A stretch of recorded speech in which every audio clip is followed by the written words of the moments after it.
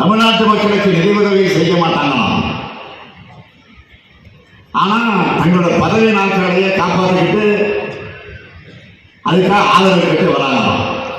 இந்த முத்துவேல் கருணாநிதி ஸ்டாலினும் ஒரு டெல்டா காரங்கிற உணர்வோடு இந்த விழாவை நான் இந்த திட்டப்பணிகள் தொடங்கி வச்சிருக்கேன். இந்த திட்டங்களோட பயன்கள் எல்லாம் உரிய மக்களுக்கு போய் சேர்ந்திருக்கான்னு உறுதி செய்யறதுக்கு ஒரு புது திட்டத்தை வர 6ஆம் தேதி சென்னையில தொடங்கி வைக்க போறேன். அந்த திட்டத்தோட பேர் என்ன தெரியுமா? நீங்கள் நலமா. இந்த நீங்கள் நலமா திட்டத்தின் மூலமா முதலமைச்சரான நான் உட்பட அமைச்சர் பெருமக்கள், தலைமைச் செயலாளர், அனைத்து துறையுடைய செயலாளர்கள், துறையுடைய தலைவர்கள், மாவட்ட ஆட்சித் தலைவர்கள்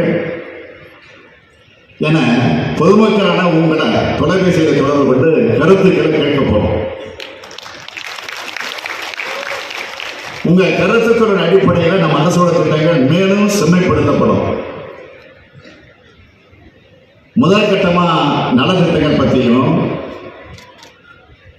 அடுத்த கட்டமா அரசு துறைகளால் வழங்கப்படுகிற சேவைகளை பற்றியும் கருத்துக்கள் பெற்று அதன்படி நடவடிக்கை மேற்கொள்ளப்படும். இப்படி ஒவ்வொரு நாளும் மக்கள் பயனடையக்கூடிய வகைகளை பார்த்து பார்த்து திட்டங்களை உருவாக்கிட்டு வரோம். அது இந்த சூழ்நிலையில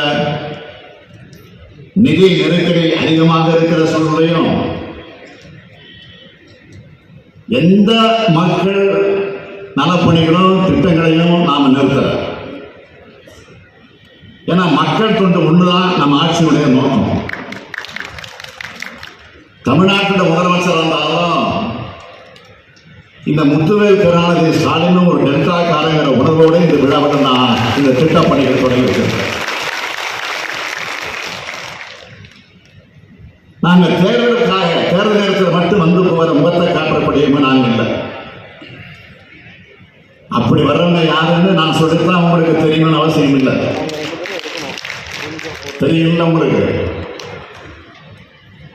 இப்போ தேர்தல் தேதியை விரைவில் அறிவிக்க போறாங்க.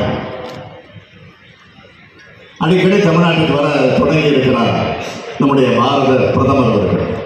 வரட்டும், அது வேண்டாம் நான் சொல்றேன். தமிழ்நாட்டுக்கு நன்மை செஞ்சுட்டு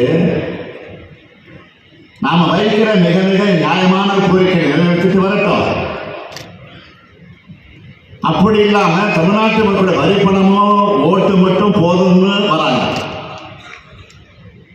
நாம கேட்கிறது என்ன?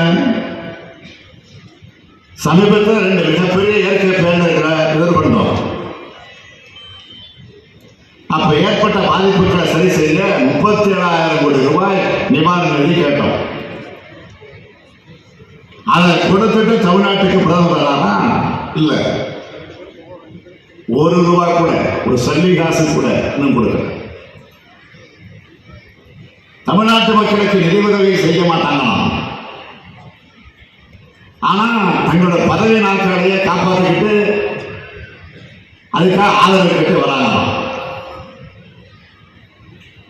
தமிழ்நாட்டு மக்கள் ஒருபோதும் இவங்களை பார்த்து நிச்சயம் ஏமாற மாட்டாங்கன்னு அழுத்த நிறுத்தமாக நான் சொல்ல விரும்புகிறேன்.